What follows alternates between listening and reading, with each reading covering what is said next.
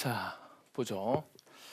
총칙에서 259페이지에 보시면 10번에 건축관계자가 나와요. 이 건축관계자는 용어 자체가 시험 문제 나오는 건 아니고 앞으로 우리가 건축관계자 이 얘기를 많이 하는데, 그래서 그냥 그 용어 자체만 그냥 알아주시면 됩니다. 첫 번째가 이제 건축주입니다. 건물을 짓고자 하는 자가 누구죠? 건축주입니다. 그래서 건축물을 건축하고 싶다, 또는 대수선하고 싶다, 아니면 지어진 건물의 용도를 다른 용도로 뭐죠? 바꾸고 싶어요. 그걸 뭐라 불러요? 용도 변경. 이거 다 이제 건축주가 할 수 있는 겁니다. 그래서 건축 설비 설치 또는 공작물의 축조에 관한 공사를 발주하거나 현장에 관리인을 두어서 스스로 그 공사를 하는 자를 뭐라 불러요? 건축주다. 이렇게 건물 짓고자 하는 자입니다. 두 번째로 설계자. 건물을 짓기 위해서는 무슨 도면이 있어야 돼요? 설계 도면이 있어야 돼요. 그 설계 도면을 작성하는 자를 뭐라 불러요? 설계자 또는 건축사라고도 얘기합니다. 알죠? 설계자 또는 뭐죠? 건축사. 설계자가 이제 건축사가 되니까 건축면허를 가지고 있는 건축사입니다. 자기 책임으로 설계도서를 작성하고 그 설계도서에서 의도하는 바를 해설하며 지도하고 자문에 응하는 자를 설계자다. 이렇게 얘기합니다. 그리고 그 설계 도면을 보고 공사를 하는 자가 있겠죠. 건축주를 대신해서 공사를 하는 자가 누구예요? 공사 시공자. 그래서 건설산업기본법에 따라서 건설공사를 하는 자를 공사 시공자다. 이렇게 얘기합니다. 그러면 시공자가 설계도면대로 공사를 하는지 안 하는지를 건축주는 잘 모르죠. 그걸 전문가가 이제 뭐 해야 돼요? 체크해야 돼요. 감시해야 됩니다. 그걸 누가 하는 거죠? 공사 감리자라고 합니다. 그래서 자기 책임으로 건축법으로 정하는 바에 따라 건축물이나 건축설비, 공작물이 설계 도서의 내용대로 시공되고 있는지 이거를 확인하고 품질관리나 공사관리, 안전관리 등에 대해서도 지도 감독하는 자를 뭐라 불러요? 공사감리자. 주로 공사감리자는 설계자가 많이 합니다. 설계 도면을 작성한 자가 이 설계 도면대로 공사를 하고 있는지를 체크할 때 주로 감리 역할을 보통 같이 하거든요. 그래서 그런 경우가 많습니다. 그래서 어떻든 건축주는 이런 자와 공사 계약을 해야지만 공사를 진행할 수 있으니까 계약을 진행하고 공사를 이제 허가를 받게 되는 거죠. 이런 자들을 일컬어서 우리 뭐라 불러요? 건축하고자 할 때 관계자다. 이런 말을 그냥 쓰는 겁니다. 아시겠죠? 그 다음에 보시면 260페이지. 260페이지 보시면 11번에 도로가 나옵니다. 도로. 정의에 보시면 보행과 자동차 통행이 가능한 너비 얼마요? 4m. 앞으로 우리가 도로라 그러면 몇 미터 이상? 4m 이상의 도로를 우리는 도로다. 이렇게 얘기합니다. 아시겠죠? 그리고 예정돼 있는 도로도 우리는 도로를 봅니다. 그러니까 우리가 국가계획상에서 도시계획이 있을 거예요. 도시계획상으로 예정돼 있는 도로가 있거든요. 그 도로도 우리는 도로로 본다. 그 얘기입니다. 그래서 일반적으로 우리가 도로라 그러면 몇 미터요? 4m 이상 도로. 4m 이상 도로. 그러면 만약에 이게 2m가 된다. 그럼 4m 도로에 뭐가 돼?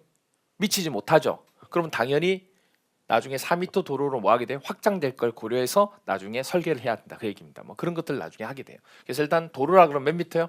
4m. 밑에 다음에 어느 하나는 안 보셔도 돼요. 지금은 그냥 4m 이상만 기억하시면 돼요. 그 다음 밑에 보시면 12번 그 밖의 용어 중에서 발코니 나와요? 발코니 나오죠. 발코니가 나오는데 자 여기서 발코니가 어딘지를 여러분이 얘기해 주면 되는데,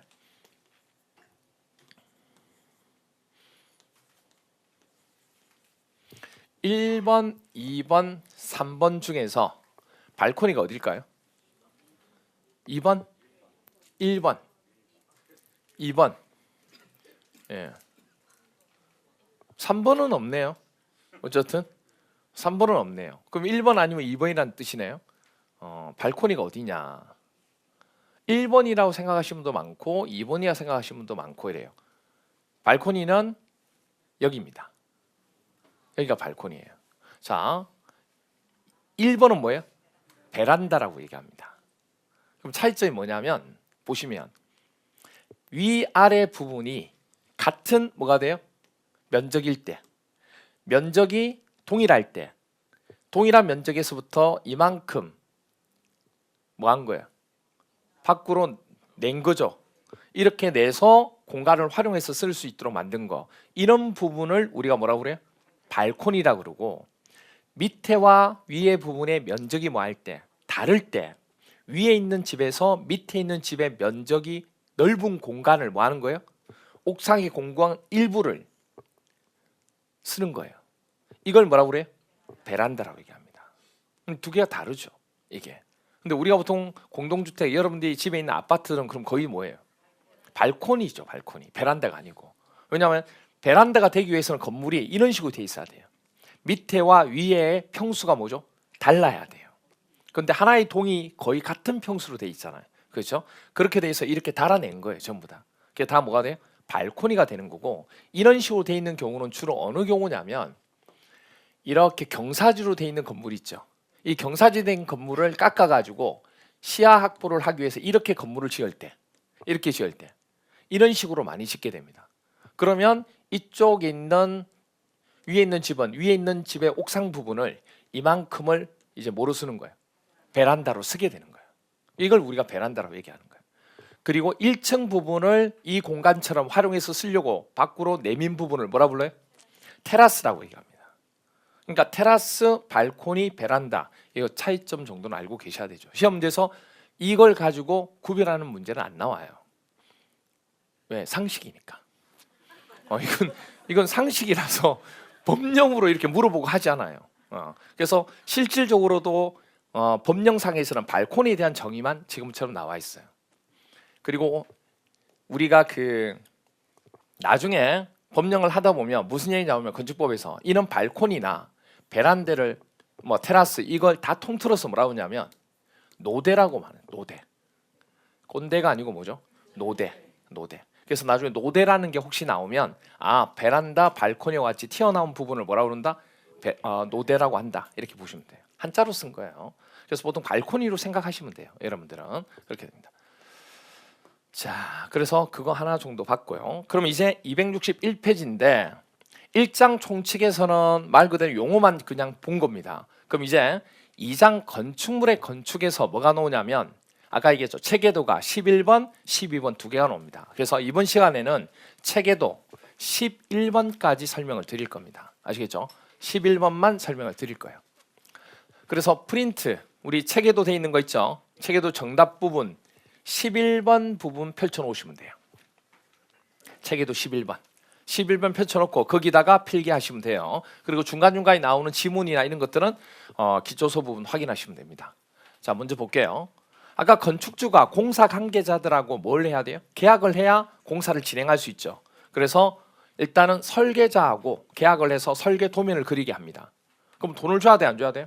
돈을 줘야 되죠. 공짜로 하진 않을 거니까. 그 다음에 시공을 하려면 일단 시공하려고 하면 뭘 받아야 돼요?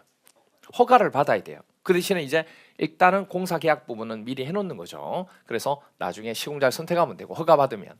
그 다음 또 하나가 뭐냐면 설계 도면대로 뭐 할 수 있도록, 그렇죠, 감시하고 역할할 수 있도록 감리자도 우리가 선택해서 계약을 하게 됩니다. 이게 공사 관계자들. 이렇게 계약 다 하고 난 뒤에 먼저 일단 급한 게 뭐냐면 허가를 받기 위해서는 토지를 뭐 해야 되고, 건물 짓고자 하는 토지를 소유해야 되고, 그리고 또 하나 뭐냐면 이제 설계 도면이 있어야 돼요. 이렇게 건물을 짓겠다는 거. 왜? 말로서 얘기하면 그게 서류상으로 남지 않잖아요. 그러니까 내가 어떤 건물을 짓겠다는 것을 서류 형태로 나타내는 게 바로 뭐죠? 설계 도면이에요. 그게 첨부 서류로 들어가는 거예요. 그래서 일단은 설계자가, 건축사가 설계를 합니다. 그러면 그 설계 도면을 가지고 뭘 신청한다고요? 허가 신청을 합니다. 허가권자한테. 됐나요? 그러면 이때 문제가 되는 게 뭐냐면 허가권자가 딱 보니까 이 땅은 건물을 지을 수 있는 땅은 맞아요. 지금 소유한 땅이. 그런데 지금 설계 도면처럼 그 정도 규모로 지을 수 있는 곳은 아닌 거예요, 이게. 무슨 말이 이해가 돼요? 그런 곳인데 모르고 그 정도 규모로 짓겠다고 지금 얘기한 거예요. 규제가 있는 땅인 거죠. 그러면 당연히 허가가 나요, 안 나요? 안 나요. 그런데 지금 문제가 되는 게 뭐냐면 이 사람은 그 땅을 벌써 뭐 한 거예요? 당연히 될 거라고 생각하고 지금 돈을 주고 땅을 매입한 거예요. 그리고 설계까지 했으니까 설계 비용까지 냈겠죠. 얼마라도. 그렇잖아요. 그럼 그런 상태에서 뭐가 안 나니까? 허가 안 나니까 이거는 행정처에서 잘못한 게 아닌 경우잖아요. 물론 뭐 여러 가지 문제가 또 있을 수 있지만 그런 상태에서 이런 부분이 생기니까 이제 건축주는 뭐죠? 문제가 큰 거예요. 이게 남는 돈으로 했으면 상관없지만 전 재산을 올인할 수도 있잖아요. 이게 뭘 하기 위해서. 그럼 이제 이게 상황이 커지는 거예요. 이게. 그러니까 이제 어디 가서요? 행정청에 가서 안 해주면 가만히 있지 않겠다. 뭐 어떻게라도 해봐야 되니까. 그렇죠? 뭐 그렇게 하는 경우도 많다는 얘기예요.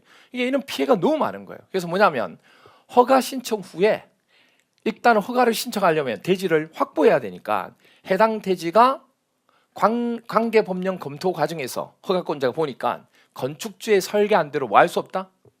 건축할 수 없는 것으로 확인된 거예요. 근데 벌써 건축주는 뭐 했고요?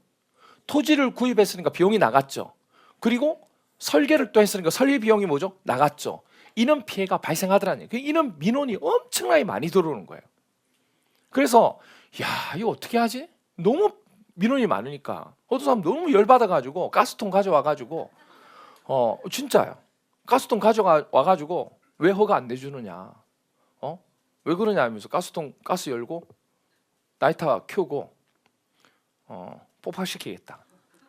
얼마나 답답하면 그렇게 하겠어요? 진짜 그렇게 하는 경우도 있어요. 미치는 거죠, 완전 사람들이. 그런 경우 정말 없을 것 같잖아요. 많아요. 여러분 나중에 이제 공인중개사가 되어서 사람을 이제 뭐죠? 사람과의 관계에서 생기는 거래자는 어떻게 보면 그런 거래상에서 여러 사람을 만나야 됩니다. 그래서 그게 적성이 안 맞아서 안 하는 분들도 꽤 많아요. 하다가 한 1년 정도 하다가 이건 나하고는 정말 안 맞다. 그런 분들도 많고 또 어떤 분도 반대로 뭐죠? 되게 또 잘 맞는 분도 있어요. 이게 맞는지 안 맞는지는 해봐야 또 아니까. 그렇죠? 그러니까 정말 다양한 사람을 만납니다.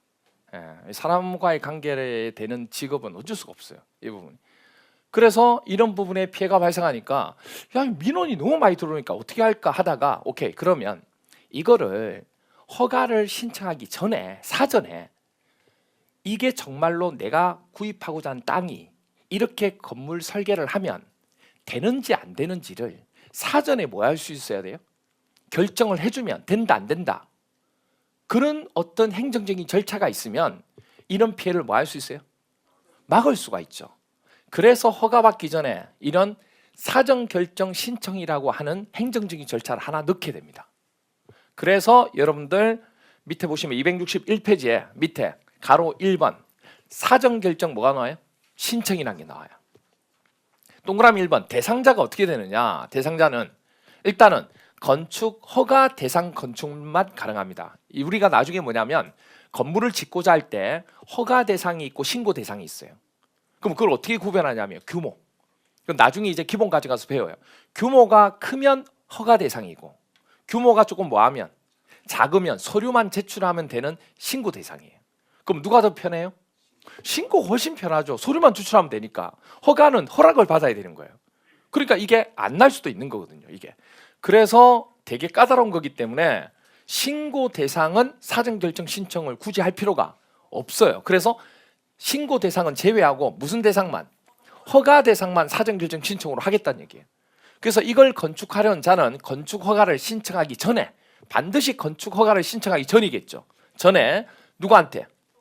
허가권자에게 어차피 이거를 나중에 허가를 해주는 자도 허가권자죠. 그럼 그걸 판단하는 자도 누가 돼야 돼요? 허가권자가 동의를 해야 돼요. 그래야 이게 행정상에 뭐죠? 행정상에 뭐가 생겨요? 절차상으로 연속이 되잖아요. 중간에 끊기지 않고. 그래서 사전 결정을 신청했을 때 사전 결정을 하는 자도 누가 되고 허가권자가 되고 나중에 그걸 허가해 주는 자도 당연히 뭐죠? 허가권자가 돼서 연속성이 될 수 있도록 그렇게 하는 거예요. 그래서 허가권자에게 그 건축물의 건축에 관한 다음에 대한 사전 결정을 뭐 할 수 있다? 신청할 수 있다. 어떤 거냐면 첫 번째가 기억. 해당 대지에 건축하는 것이 과연 건축법이나 다른 관계 법령에서 허용되는지 여부. 왜냐하면 이런 건물 짓고자 하는데 이 건물이 여기 지을 수 없는 경우도 있어요, 없어요? 있잖아요. 그게 되는지부터 알아야죠.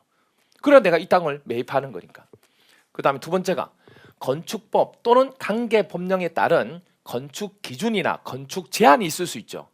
이게 이런 건물은 원래 다른 데는 가능한데 여기는 건축 제한이 있을 수 있어요. 예를 들어서 뭐 고도 제한이 있다든지 그런 게 있을 수 있잖아요. 그래서 그 또는 완화에 관한 사항 등을 고려하여 해당 대지의 건축이 뭐한지, 가능한 규모인지, 이 정도 규모는 되는데 이 정도 규모가 되면 안 되는 경우도 생기잖아요. 그런 것들도 확인하는 거예요. 그리고 또 하나가 허가를 받기 위해서 신청자가 알아야 될 여러 가지 사항들이 있어 없어요? 그런 사항도 사전 결정 신청할 때 우리가 뭐죠? 물어볼 수 있다는 얘기예요. 이런 것들. 그래서 이런 사전 결정을 신청하면 사전 결정을 할 수 있는 자가 누구라고요? 허가권자. 연속성 때문에 허가권자가 해주는 겁니다. 근데 조심하실 거. 이렇게 해서 사전 결정 신청을 했어요. 그러면 허가권자가 봤을 때 이렇게 되면 이렇게 이 땅에다가 이런 설계 부분을 해서 하면 충분히 허가받을 수 있다 해서 오케이 했어요. 그럼 통지를 해줬어요. 그럼 그 건물은 나중에 허가를 신청하면 허가받을 수 있는 거 맞죠? 그런데 허가를 해준 건 아니에요. 허가가 될 수 있다고 통지를 해준 거지. 그럼 그 과정을 거치고 난 뒤에 반드시 뭐도 해야 돼요? 허가 신청을 해야 돼요. 만약 허가 신청을 안 했다 그러면 그 효력은 없어지는 거예요. 어떤 개념인지 아시겠죠? 이거는 허가를 받기 위한 그 전 절차지 이거 자체를 받았다고 해서 허가를 받은 게 아니라고 조심하셔야 돼요. 그래서 정리를 한번 해보면 사전결정 신청이라고 하는 것은 대상이 무슨 대상? 허가 대상 건축물을 얘기하는 거고 당연히 건축허가 신청 전에 하는 겁니다. 이거 후에 해봤자 이 목적이 없잖아요. 이 목적이. 그 다음에 사전 결정을 해주는 자가 누구냐 물어보면 누가 하는 거예요? 허가권자가. 됐나요? 다시금 사전 결정권자가 누구라고요? 허가권자. 됐나요? 여기까지 분명히 얘기했어요. 사전 결정을 해주는 자가 누구라고요? 건축 허가권자. 오케이. 그럼 이제 허가권자를 지금부터 볼 겁니다. 허가권자를 볼 거예요. 자, 건물이 지어지는 곳은 어디서 지어져요? 땅에서. 땅은 어디 있어요? 삼서열. 그래서 실제로 지어지는 곳에 장이 뭘 해주면 돼요? 허가를 해주면 돼요. 그래서 허가권자가 누굽니까? 물어보면 누구요? 삼서열. 그래서 특별자치시장, 특별자치도지사, 시장, 군수, 구청장 이렇게 됩니다. 여기까지 됐나요? 그래서 간단합니다. 원칙적으로 특별자치시장, 특별도지사, 시장, 군수, 구청장이 허가를 해주면 돼요. 자, 그런데 모든 건 예외가 있잖아요. 짓고자 하는 규모가 상당히 클 경우에는 세 번째 서열이 감당하기가 어려워요. 책임지기가. 그럴 때는 그 위에 있는 자가 허가를 해줍니다. 예외적으로. 근데 잘 들으셔야 돼요. 그럼 그 규모가 얼마 정도 되느냐? 층수가 이런 거 이제 외우셔야 되는 거예요. 21층 이상 되는 건축물을 짓고자 한다. 그리고 뭐예요? 또는이에요. 앤드가 아니에요. 21층 이상 건물을 짓고자 한다. 그리고 연면적 합계가 얼마요? 10만 제곱미터 이상을 짓고자 한다. 그러니까 둘 중에 어느 하나에 속하면 둘 다 만족하는 게 아니에요. 예를 들어서 뭐냐면 이 건물이 층수는 20층이에요. 그런데 연면적 합계가 얼마가 될 수 있어요? 10만 제곱미터 이상이 될 수 있어요. 연면적 합계가 뭐냐면 연면적은 건물을 지었을 때 각 층의 바닥이 있죠.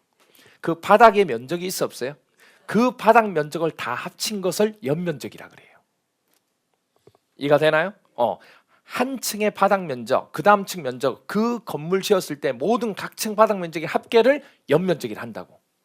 그러면 그때 10만 제곱미터 이상 되는 건물인데 층수는 20층밖에 안 돼요. 그래도 해당되는 거예요. 만약에 층수는 25층인데 연면적 합계가 9만밖에 안 돼요. 그래도 해당돼요, 안 돼요? 해당되는 거예요. 이거를 어디다가요? 특별시에 짓고자 합니다. 그럼 원래 특별시를 지을 때는 누가 허가를 해줬어요? 구청장이.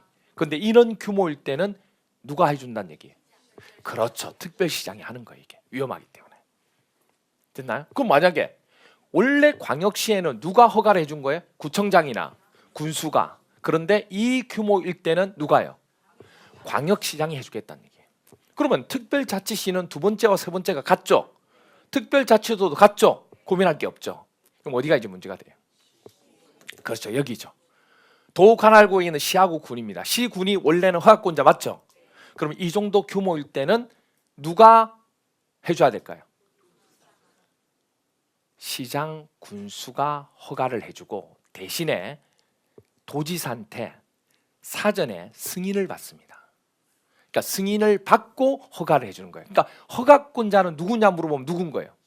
그렇죠. 이거하고 다르게 이 정도 규모일지라도 시장하고 군수가 해주는 거예요. 대신에 규모가 크기 때문에 도지사한테 뭐는 받아라? 사전 승인 받아라. 그런데 도지사가 뭐는 아니에요. 허가권자는 아니죠. 사전에 승인을 해주는 거지 허가를 해주는 건 아니에요. 허가는 누가 하는 거예요? 시장하고 군수. 그래서 도지사가 X가 되는 거예요. 그래서 시험 문제에서 보통 나올 때 다음 중에서 건축법상 우리가 허가권자로 볼 수 없는 것은 하고 물어보면 도지사가 돼요. 도지사는 허가권자가 아니고 사전 승인권자가 되는 거예요. 조심하셔야 돼요. 됐나요? 네. 자, 그런데 여기서 또 예외가 또 나옵니다. 뭐냐면 건물의 용도 중에서 공장이나 창고를 이 정도 규모로 짓고자 합니다. 근데 공장과 창고는 그렇게 위험한 건물이 아니에요. 이거 자체가 사람이 되게 많고 그런 것도 아니라서 이 정도 건물 지을 때 그렇게 위험한 건물이 아니기 때문에 굳이 특별시에 지을 때 원래 이 정도 규모면 특별시장한테 허가받는 거 맞죠? 그런데 공장이나 창고를 지을 때는 이 정도 규모일지라도 누구한테 받으면 돼요? 구청장한테 받으면 돼요. 즉 특별시장한테 받을 필요가 없다 이렇게. 그러면 당연히 광역시장한테 받았던 거 맞죠?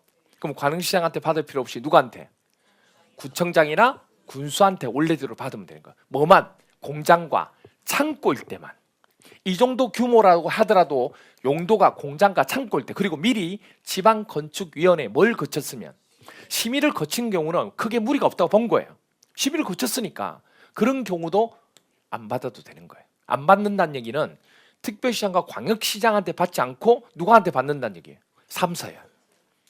아예 안 받는다는 얘기가 아니고. 여기까지 됐나요? 오케이. 그것만 조심하시면 돼요. 그럼 또 물어볼게요. 그러면 한 가지를 하면 여러분 두 가지는 하시나? 그렇죠? 그럼 물어볼게요. 자, 그러면 이 정도 규모일 때 누가 허가를 해줬죠? 도에서는 시장과 군수가 대신에 누구한테? 도지사한테 사전 승인 받았죠. 그런데 이 정도 규모인데 공장하고 창고예요. 그러면 도지사한테 승인 받을 필요가 없이 시장 군수가 허가를 해주면 돼요. 그렇게 되는 거예요. 됐나요? 그것만 조심하세요. 나중에 정리 한번 할 거예요. 이거는. 자, 그럼 한번 연습해 볼게요. 20층짜리인 건축물이 있습니다. 연면적은 얼마냐? 5만 제곱미터입니다. 이런 건물을 신축하고자 합니다. 그때 허가권자가 누구냐 그 얘기예요. 아직 안 했어요. 문제를 끝까지 듣고 지역이 나옵니다. 첫 번째, 서울특별시 강남구 청담동에 이런 건물을 짓고자 합니다. 누구한테 허가를 받으면 돼요? 그렇죠. 강남구청장. 3서열. 부산광역시 동구 수종동에 이런 건물을 짓고자 합니다. 누구한테 허가를 받으면 돼요? 동구청장. 모르지만 3서열한테 받는 거예요. 그럼 도대체 어디냐? 제가 태어난 곳입니다. 이렇게 돼요. 이 뒤에 이제 산 24번지. 산에서 태어났어요. 호랑이가 반은 키웠다 볼 수 있죠. 이렇게 되고 그 다음에 3번 제주특별자치도 서귀포시 성산읍이에요. 이건 누가 허가를 해주면 돼요? 그렇죠. 서귀포시장 하면 안 돼요. 그래서 우리가 처음에 첫 주에 행정조직 체계 받던 거 기억나시죠? 그때 이 얘기를 그래서 제가 한 거예요. 서귀포시장은 시장이지만 행정상의 시장이고 선거를 통해 뽑은 자가 아니라 그랬어요. 그래서 누가 되는 거예요? 제주특별자치도지사 이렇게 되는 거예요. 됐나요? 네. 그다음 경기도 성남시 분당구에 이런 건물을 짓고자 합니다. 누구한테 허가를 받으면 돼요? 그렇죠. 분당구청장 하면 안 돼요. 분당구청장은 권한이 없어요. 무슨 말이세요? 네. 그래서 우리가 어디까지 했냐면 도가 있고 도 밑에 시하고 군만 배웠지 그 밑에 군을 안 했어. 왜? 선거를 통해 뽑은 자가 아니기 때문에 우리는 선거를 뽑은 자만 배우는 거예요. 안 헷갈리려고. 그러니까 이 구청장이지만 이거는 서울특별시나 광역시에 있는 구청장하고 다르다고 이게. 무슨 말이 이해가 돼요? 그래서 이게 아니고 누가 되는 거예요? 성남시장이 되는 거예요. 성남시장이. 조심하셔야 돼요. 그 다음에 이제는 25층인 연면적 15만 제곱미터인 건축물을 신축하고자 합니다. 누가 허가권자가 되느냐 그 얘기죠. 서울특별시 강남구 청담동에 짓고자 합니다. 누가 허가권자예요? 그렇죠. 서울특별시장이 되는 거예요. 이런 식으로. 그래서 이런 건물 지을 때는 서울특별시로 가야 되지 구청장에 가면 안 되는 거예요. 즉 강남구청으로 가면 안 된다고. 그 다음에 부산광역시 동구 수정동은요. 그렇죠. 부산광역시장한테 가야 돼요. 그 다음에 제주특별자치도 서귀포시 이거는 뭐 상관없죠. 특별자치도나 특별자치시는 두 번째와 세 번째 서열이 동일하니까. 그럼 당연히 제주특별자치도지사 이렇게 돼요. 그 다음에 경기도 성남시 분당구는요. 누구한테 가면 돼요? 그렇죠. 성남시장한테 가야죠. 무슨 말이겠어요? 대신에 성남시장이 이걸 허가해 줄 때 누구한테? 경기도지사한테 사전 승인을 받아서 오는 거예요. 우리가 가는 게 아니에요. 우리는 성남시장한테만 주면 되는 거예요. 그래서 돈은 그렇게 돼 있는 거예요. 이게 지역별로 이렇게 나오느냐? 안 나와요. 안 나오고 지역이 안 나온다니까 그냥 도시, 도관할구에게 시나 군 이렇게 나오는 거예요. 지역은 안 나와요. 그러니까 지역에 대해서는 고민 안 하셔도 돼요. 아시겠죠? 됐죠? 이렇게 봐주시면 됩니다. 그렇게 해서 허가권자가 허가 기준에 맞으면 이제 허가를 해주는데 아까 이거 도지사 기억나시죠? 도지사는 허가권자가 아니라고 그랬어요. 사전 뭐죠? 승인권자. 그래서 여러분들 263페이지 보시면 262페이지에 보면 가로 2번 건축 허가권자가 정리되어 있어요. 그건 우리 아까 봤고 나중에 참고로 보시면 되고 263페이지에 가로 3번에 보시면 도지사의 사전 승인 나오나요? 그 도지사의 사전 승인 보는 겁니다. 도지사의 사전 승인에서 자 허가권자가 누구예요? 시장 군수는 다음에 어느 하나에 해당하는 건축을 허가하려면 그러니까 허가해 주는 건 시장 군수예요. 미리 건축 계획서와 국토교통부가 정하는 건축물의 용도, 규모, 형태가 표시된 기본 설계 도서를 첨부하여 누구한테? 도지사한테 뭐 해야 돼? 승인을 받아야 한다는 얘기예요. 허가해 줄 때. 됐나요? 이렇게 돼요. 그래서 이거는 사전 승인 받는 겁니다. 허가권자 누구예요? 시장 군수예요. 시장 군수인데 시장 군수가 허가를 받기 전에 도지사한테 사전 승인을 받고 해주겠다 그 얘기예요. 그럼 그거 내용들이 나옵니다. 아까 했던 거 기억나죠? 동그라미 1번 층수가 얼마? 21층 이상이거나 연면적 합계가 10만 제곱미터 이상인 건물을 짓고자 한다. 그런 건물은 도지사한테 뭐 받아라? 승인받고 허가를 해줘라. 누가요? 시장 군수가. 그런데 공장이나 창고, 지방건축위원회 심의를 거친 건물은 그렇죠. 제외한다는 얘기가 뭐예요? 사전 승인 받지 않고 시장 군수가 허가를 해주면 되는 거예요. 그러니까 허가를 안 받는다는 뜻이 아니에요. 사전 승인을 안 받는 거지. 이렇게 돼요. 자, 2번 부분이 이제 또 문제죠. 2번 뭐냐면 도지사가요. 자연환경을 보호하고자 뭐 한 거예요? 자연환경 보호구역으로 지정한 거예요. 그리고 수질을 보호하려고 수질 보호구역으로 지정한 거예요. 왜? 돈은 그런 곳이 많잖아 이게. 산하고 강하고 이런 게 많거든요. 그래서 그런 걸 딱 지정해 놓은 거예요. 그런 지정한 곳에다가 시설이 어떤 시설이에요? 용도가 숙박시설이나 위락시설. 책에 보시면 공동주택도 있고 일반 음식점도 있고 일반 업무시설도 있어요. 근데 주로 시험 문제 나온 거는 숙박과 위락시설이 많이 나오기 때문에 이 두 가지만 우리는 지금 볼 거예요. 그럼 어쨌든 도지사가 정한 자연환경보호구역이나 수질보호구역에다가 숙박시설과 위락시설을 짓고자 하는데 무조건 사전 승인을 받아야 되는 게 아니고 규모가 어느 정도 될 때 얘기하는 거예요. 그럼 규모가 얼마 안 되면 사전 승인 받지 알아도 되는 거예요. 그럼 규모가 얼마나 되는데 보니까 건축하고자 하는 연면적 합계가 얼마? 1000제곱미터 이상을 짓고자 한다. 그러면 사전 승인 받아야 돼요. 또는 얼마요? 3층 이상. 그럼 이 두 개는 선택이죠. 만약에 연면적의 합계가 1000제곱미터는 안 되는데 층수가 5층이다. 그럼 받아야 돼, 안 받아야 돼요? 받아야 돼요. 그런데 만약에 층수는 2층인데 연면적 합계가 1500이다. 그럼 받아야 되는 거예요. 둘 다 만족 안 하면 받을 필요가 없는 거죠. 그 얘기예요. 그리고 또 하나 더 나옵니다. 도지사가요, 뭘 이렇게 많이 지정했는지, 도지사는 뭐 지정 안 했으면 우리가 외울 게 적은데, 그렇죠? 또 뭐냐면 주거 환경을 보호하고자 주거 환경 보호 구역으로 지정했어요. 또 하나가 교육 환경을 보호하고자 뭐죠? 교육 환경 보호 구역으로 지정했어요. 이런 곳에다가 또 위락 시설하고 뭐 숙박 시설을 짓고자 하는 거예요. 그러면 뭐 받아라? 도지사한테 사전 승인 받으라. 근데 중요한 거는 뭐가 없어요? 층수가 몇 층 이상, 면적이 얼마 이상이 없어요. 그럼 무슨 뜻이에요? 무조건. 이런 곳에다가 위락과 숙박시설 지으려면 무조건이에요. 층수 조금만 지어도 무조건이에요. 위에 있는 자연환경과 수질 보호는 규모가 있었는데 밑에는 규모가 없어요. 그래서 이 세 가지가 도지사한테 사전 승인을 받는 거예요. 됐나요? 이게 되게 많이 헷갈려요. 이게 조심하셔야 돼요. 그걸 지금 여러분들 체계도에다가 제가 위에다가 정리를 해놓은 거예요. 지금. 그럼 볼게요. 어떻게 정리됐냐면 층수가 몇 층요? 21층. 도지사 사전 승인 대상해가지고 21층 이상 되는 건물 또는 연면적 합계 10만 이상. 그런데 그게 예외적으로 공장과 창고. 지방건축위원회 심의는 잘 안 나오고 주로 공장과 창고일 때만 많이 나와요. 공장과 창고가 만약에 이 정도 규모가 된다. 그러면 사전 승인 받을 필요가 없어요. 그리고 또 하나가 뭐냐면 이거 아까 얘기했죠.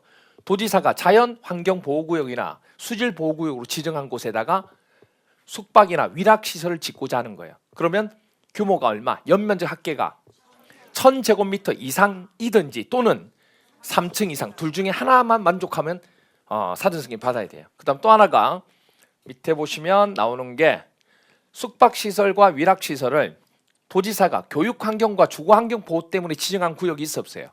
그곳에다가 만약에 건물을 짓고자 한다. 그럼 무조건이에요. 규모 제한이 없어요. 이렇게 돼요. 이렇게 외워주셔야 돼요. 됐나요? 네. 그런데 이게요. 위에 있는 거 21층과 10만 이거는 위에서도 했기 때문에 안 헷갈리는데 밑에 두 개가 되게 많이 헷갈려요. 왜? 하나는 규모 제한이 있고 하나는 규모 제한이 없다 보니까 이게 정말 많이 헷갈리는 거예요. 이게 두 개가 똑같은 위치에서 나오니까 이런 것들이 어려운 거예요. 이게 똑같은 부분인데 내용이 서로 다르기 때문에 시험 문제 나올 때마다 자꾸 헷갈리는 거. 이런 거 나올 때마다 어떻게 하셔야 되냐? 확실하게 머릿속에 넣지 않으면 계속 발목을 잡아요. 그래서 확실하게 이렇게 비슷한 내용들이 다르게 나온다? 그럼 확실하게 머릿속에 뭐 하셔야 돼요? 딱 구별을 해놔야 돼요. 여러분들 아시겠죠? 네. 제가 군에 있을 때 제가 이제 해군 출신이에요. 해군 출신이고 처음에 해군 들어가서 이제 어디를 갔냐면 UDT를 갔어요. UDT 아세요? 우리 동네 특공대 말고 특수부대예요. UDT라고 있습니다. 그게 이제 뭐 어린 마음에 지원을 한 거죠. 그건 지원하는 거예요. 지원해서 가는 겁니다. 그래서 어린 마음이 지원해서 갔죠. 뭐 그 정도 나와야 된다 생각했어요. 제가 이제 그 운동을 계속했기 때문에 고등학교 때도 그렇고 고등학교 때까지 제가 태권도를 했으니까 그래서 공부는 하면서 했어요. 그러니까 특기자 운동 특기자로 갈 그건 아니었으니까 그렇게 했는데 어쨌든 뭐 그렇게 해서 뭐 이제 대학 가서 이제 있으면서 이제 군에는 군은 그래도 한번 특수부대 한번 가야 되겠다 생각해서 UT를 갔다고요. 갔어요. 가가지고 가면 맨날 그 진해에 있는 하수구는 다 돌아다녀요. 어쨌든 그렇게 되는데 뭐 하여튼 가서 뭐 심해 잠수를 해야 되거든요. 호흡을 해서 하게 되는데 장비 안 하고 몇 미터까지 계속 내려가요. 그렇게 내려가는데 그때 이제 호흡을 잘못해가지고 이제 이쪽 귀 부분이 나간 거예요. 그래서 이쪽 귀가 잘 안 들려요. 질문할 때 일로 하셔야 돼요. 잘 안 들려요. 이쪽 귀가. 어쨌든 그렇게 했는데 뭐 그한테 그때 둘째 치고 그래서 막 하다가 이제 군에 있을 때 뭐 이렇게 뭐 하고 뭐 보초 쓰고 뭐 하잖아요. 그렇게 할 때 누가 북에서 넘어온 거예요. 탈출을 한 거죠. 그래서 저한테 딱 걸린 거죠. 그래서 잡았어요. 여자분이에요, 근데 여하사인데 탈북했더라고요. 그래서 탈북인지 뭐 탈출인지 모르겠지만 했어요. 그러니까 자수해라. 왜냐면 자수 안 하면 이게 또 문제가 커지니까 자수해라. 안 한다고 그러더라고. 자수해라. 왜 자수해야 되는지 여러 가지 이유를 설명했죠. 자수해라. 그러니까 마음이 이제 바뀌었어요. 이름이 뭐냐 물었죠. 숙이라고. 여하사였는데 숙이라고. 그래서 이제 얘기하면서 자수해라. 그러니까 그럼 자수하려면 어떻게 하면 되느냐 물어보더라고요. 일단 자수하려면 보통 몇 번 누르죠? 1003번. 1003번 누르면 자수하거든요. 그래서 일단 1003번 누르고 자수를 해라. 그러면 광명 찾을 수 있다. 너무 진지하게 듣고 있는데 하여튼 그래. 수기가 뭐 한다고요? 자수를 하려면 몇 번 눌러요? 1003번 누르면 돼요. 동시에 누르는 게 아니라 1000번하고 3번 이렇게 눌러야 돼요. 그래서 두 개는 선택이에요. 그래서 수기가 뭐 할 때요? 자수를 할 때 1003번 누르는 거예요. 아시겠죠? 그럼 자수를 했어요. 그렇게 해서 나중에 수기가 뭐가 된 줄 아세요? 교주가 된 거예요. 그럼 교주가 되면 아시죠? 교주한테는 무조건이잖아요. 그래서 수기가 뭐가 되면 교주가 되니까 규모 제한이 있어요? 없어요? 없어요. 무조건이 무조건. 그렇게 기억하시면 됩니다. 문제 한번 풀어볼게요. 지금처럼 그렇게 알아야 이 문제가 풀려요. 안 그러면 되게 헷갈려요. 시장 군수가 허가를 하기 위해서 도지사한테 사전 승인을 받아야 하는 것은 1번 앞부분 뭐라고 나왔지만 뭔지 모르겠지만 하여튼 층수가 21층이면 원래는 사전 승인 받아야 되죠. 그런데 공장은 받을 필요가 없어요. 물론 뭐 저기에도 10분의 3 이상 증축이 될 경우가 해당하지만 뭐 그건 지금 몰라도 되고. 그다음에 2번 연면적 합계가 얼마죠? 10만이면 사전 승인 대상 맞죠? 그런데 창고니까 받을 필요가 없죠. 2번도 받을 필요 없고. 자, 3번 보세요.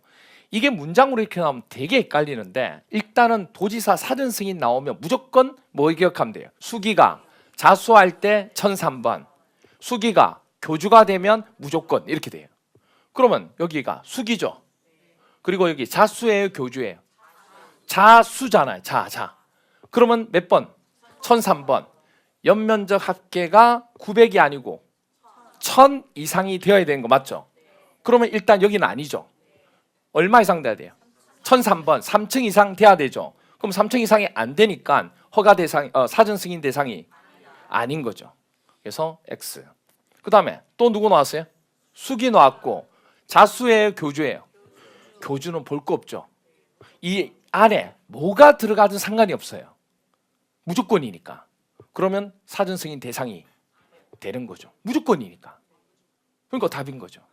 그 다음에 5번 보니까 또 수기죠. 또 누구 나와요? 자수의 교주예요. 자수, 수수. 그러면 몇 번 눌러야 돼요? 1003번. 1000번이나 3번 둘 중에 하나죠. 둘 다 있을 필요는 없죠. 층수만 나왔어요. 몇 층 이상?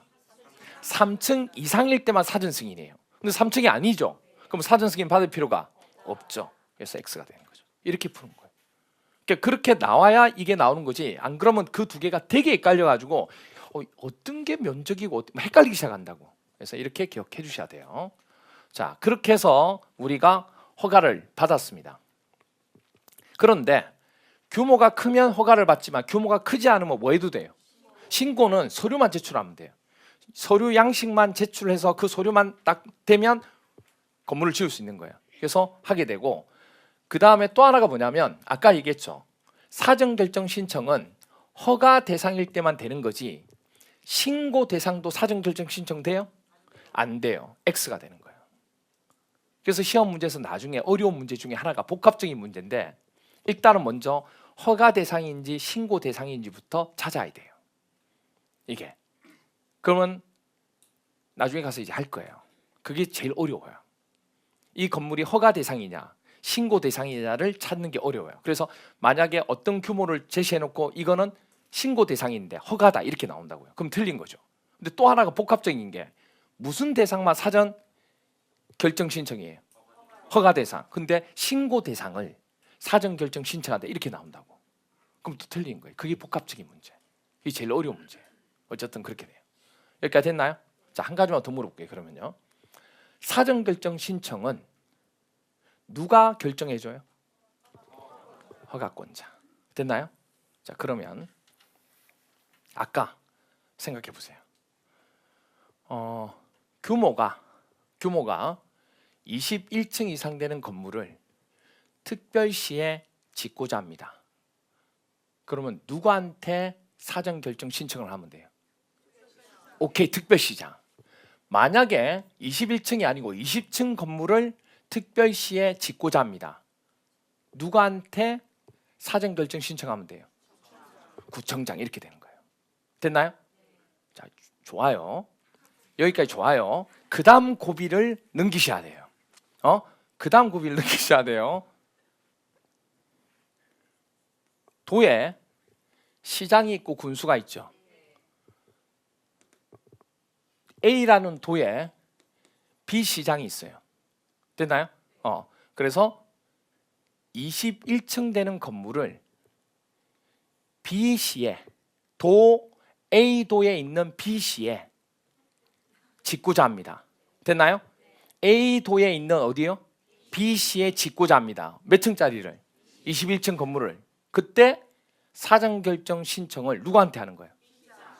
오케이, B시장. A도지사 하면 안 돼요. 뭐하고 헷갈리면 안 되냐면 사전 승인과 사전 결정은 다른 거예요. 근데 나중에 가서 짬뽕이 돼요. 도지사가 사전 결정하는 거 아니야? 사전 결정은 누가 하는 거예요? 허가권자. 근데 자꾸 뭐냐면 도지사는 사전 승인 대상이잖아요. 그러니까 허가를 받을 때 사전 승인을 해주는 거지, 사전 결정 신청은 사전 승인 대상한테 가는 게 아니에요. 조심하셔야 돼요. 그게 제일 어려운 부분 중에 하나예요. 아시겠죠? 그래서 무조건 뭐냐면 사전 결정은 누구한테 하는 거예요? 허가권자만 기억. 그러면 시장과 군수가 뭐가 되는 거예요? 허가권자가 되는 거예요. 아시겠죠? 도지사는 사전 승인 해주는 자고. 됐죠? 오케이, 그 정도만 이제 기억하면 되고, 그 다음에 우리 공용 건축물이라는 게 있어. 공용으로 쓰는 거. 이건 누가 만드냐면 국가나 지자체에서 짓게 됩니다. 그러면 만약 예를 들어서 이런 행정구역에다가 세 번째 서열에다가 공용 건축물 짓고자 해요. 근데 지자체나 국가가 짓고자 해요. 그러면 그거를 허가 받느냐 신고하느냐 물어보잖아요. 그러면 이거는 지자체가 공용으로 짓는 거기 때문에 그 행정구역 장한테 굳이 허가나 신고받을 필요가 없이 뭐 하죠? 협의만 하면 돼요. 협의하면 허가나 신고받은 것으로 본다, 이렇게 돼요. 그러면 이렇게 해서 이런 과정을 통해서 행정청에서 허락을 받았어요. 그러면 이제 허락받는 게 허가를 받을 수도 있고 신고할 수도 있고 협의할 수 있는 거예요. 그럼 이렇게 했으면 이제 뭐 하면 돼요? 이제 공사 들어가면 돼요. 그럼 공사 들어가기 전에 항상 무슨 말을 하냐면 착공 신고를 해. 저 공사 들어가겠습니다 하고 반드시 착공 신고를 해요. 다른 건 착공 신고를 안 했는데 건축법과 주택법은 항상 신고를 해요. 그래서 착공 신고를 누가 하는 거예요? 건축주가 누구한테? 행정청한테, 허가권자한테 착공 신고합니다. 그럼 착공 신고해서 이제 시공을 합니다. 그럼 건축주를 대신해서 누가요? 아까 공사 시공자 기억나시죠? 공사 시공자가 공사를 합니다. 그럼 공사가 진행이 되겠죠? 그럼 공사가 진행되면 공사가 다 끝났어요. 공사 끝났어요. 끝나면 어떻게 해야 돼요? 그렇죠. 우리가 이때까지는 국토계획법에서는 도시공계획시설사업일 때는 준공검사, 도시개발사업일 때 준공검사, 도시정비법일 때 준공인가를 받았는데 건축법일 때는 사용승인이란 말을 쓰게 됩니다. 똑같은 내용이에요. 근데 단어만 다르게 쓴다고 그랬어요. 사용승인을 신청합니다. 그러면 사용승인을 해주는 사용승인권자가 사용승인하면 되는데 이때 사용승인권자가 누구예요? 당연히 허가권자죠. 이렇게. 그때 이제 내용 중에 하나가 여러분들 265페이지에 보면 가로 5번에 사용승인이 나오는데 동그라미 1번에 뭐가 나오냐면 사용승인 대상입니다. 건축주가 건축허가나 건축신고 대상 건축물의 건축공사를 완료했어요. 그럼 완료해야 뭘 해주는 거예요? 사용승인을 해주는 거예요. 이게 준공검사니까. 그래서 완료해야지만 되는 거예요. 후 그 건축물을 사용하려면 사용승인을 해야 되는데 사용승인 신청을 해야 되는데 신청할 때 서류가 들어갑니다. 그때 서류가 뭐가 들어갔냐면 공사 전 과정을 누가 감시했죠? 공사 감리자가. 그럼 감리자가 공사를 감리하면서 시공자가 이렇게 공사를 진행했다는 체크한 보고서가 있어 없어요? 있겠죠. 무슨 보고서냐면 감리가 작성한 뭐죠? 완료 보고서를 작성합니다. 그럼 이 감리 완료 보고서는 누가 작성한 거예요? 공사 감리자가. 그리고 사용 승인 신청하는 거니까 뭐가 되어야지만 보고서를 제출하냐면 완료가 되어야지만 보고서를 제출하니까 중간 보고서가 아니고 뭐예요? 완료 보고서가 돼야죠. 중간에 하는 게 아니니까. 그리고 이제 또 하나 들어간 서류는 공사가 끝났으니까 공사 끝났다는 완료 뭐죠? 도서가 있어요. 설계 도서부터 시작해 여러 가지가 있어요. 그런 완료 도서를 첨부해서 누구한테? 허가권자한테 사용 승인을 신청하면 됩니다. 이렇게 돼요. 자, 그러면 신청을 하면 누구는요? 동그라미 2번 허가권자는 사용 신청을 받은 경우에는 그 신청서를 받은 날로부터 체계는 뭐라고 돼 있냐면 국토교통부령을 정하는 기간이라고 돼 있죠. 그 기간이 국토교통부령을 보니까 즉 시행규칙에 보니까 며칠로 나오느냐? 7일로 돼 있어요. 7일. 그래서 그냥 7일로 적어놓은 거예요. 밑줄 긋고 7일을 적어놓으시면 돼요. 그 신청서를 받은 날로도 며칠? 7일 이내에 뭐 해야 된다고요? 검사해야 돼요. 검사해야 돼요. 허가권자는 무조건. 그리고 만약에 검사에 뭐 있다면 합격되면 당연히 건축물에 대해서 사용 승인서를 뭐 해줘야 돼요? 내줘야죠 당연히. 그런데 합격했는데 불구하고 사용 승인서를 교부하지 않는 경우도 있어 없어요? 그러면 건축주는 반드시 사용 승인을 받아야지만 사용할 수 있는데 법정으로 정한 기간 내에 사용 승인서를 교부 안 해주잖아요? 합격했는데 불구하고. 그러면 사용해도 돼요. 예외적으로 사용해도 되는 경우예요. 그래서 일단 기억하실 거는 여러분은 며칠 이내에 검사한다고요? 7일 이내. 허가권자가 사용 승인서 신청을 받은 날로부터 7일 이내에 검사를 해야 돼요. 그리고 합격하면 사용 승인서를 교부해야 돼, 안 해야 돼요? 해줘야 돼요. 이게 안 해줬다. 그럼 바로 사용해도 돼요. 그리고 이제 유지관리 하면 되는 거예요. 그러면 전체적인 체계도 11번 내용 부분이 끝나게 됩니다. 이게 전체적인 체계도 내용이에요. 이게 처음에 이걸 딱 보면 와, 이거 어떻게 하지? 하고 답답하고 하지만 하나하나 설명 듣고 난 뒤에는 이게 쭉 보이기 시작하는 거예요. 이게 공사의 전반적인 과정인 거예요. 그리고 그걸 여러분들 집에 가서 체계를 그냥 눈으로 보지 마시고 연습장에다가 한번 쫙 적어보세요. 그려보세요. 그렇게 한번 해보신 분과 눈으로 하는 분은 틀려요. 그리고 뭐 이렇게 하더라도 꼭 그렇게 해보셔야 돼요. 자, 그런데 여기서 한 가지 더. 협의, 허가나 신고나 협의도 다 이렇게 진행하는 거 맞죠? 자, 허가 받은 자도 사용 승인 받아야 돼, 안 받아야 돼요? 받아야 돼요. 신고한 자도 사용 승인 받아야 돼, 안 받아야 돼? 받아야 돼요. 그런데 협의한 자 있죠. 어차피 이건 공용 건축물이죠. 협의한 자는요, 사용 승인을 받지 않아도 돼요.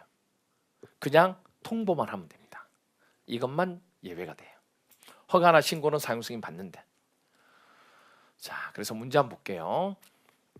20회 때 이렇게 나왔어요. 사용 승인에 관한 설명을 옳은 것은 1번 건축주가 건축공사 완료 후에 완료가 됐대요. 그 건축물을 사용하렵니다.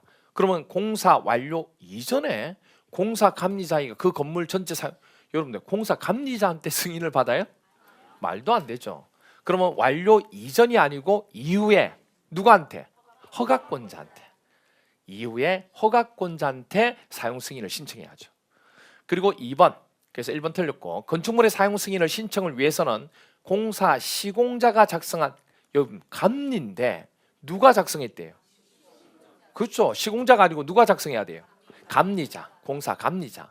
그리고 중간 보고서입니까? 사용 승인 신청인데 중간입니까? 완료입니까? 완료가 되는 거죠. 그리고 공사 예정 도서예요? 완료 도서예요? 완료 도서가 된 거죠. 다 틀렸죠. 지금 전부 하는 겁니다. X. 허가권자가 법령이 정한 기간이 며칠이죠? 아까 7일. 7일 이내에 사용 승인서를 교부를 해줘야 돼. 교부한다는 얘기는 뭐 했다는 얘기예요? 합격을 했다는 얘기예요. 근데 교부하지 않았어요. 그러면 사용해도 돼야 안 돼요? 아까 된다고 그랬잖아요. 그래서 건축주는 그 건물을 사용하거나 사용하게 할 수 있다. 이렇게 예외적으로.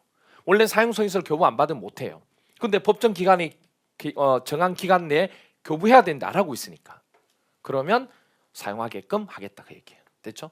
그래서 3번도 틀렸습니다. 이렇게 봐주시면 됩니다. 됐나요? 오케이. 그래서 우리의 책에도 11번 부분까지 설명했고 조금 쉬었다가 이제 책의 12번 부분을 설명하도록 할 겁니다.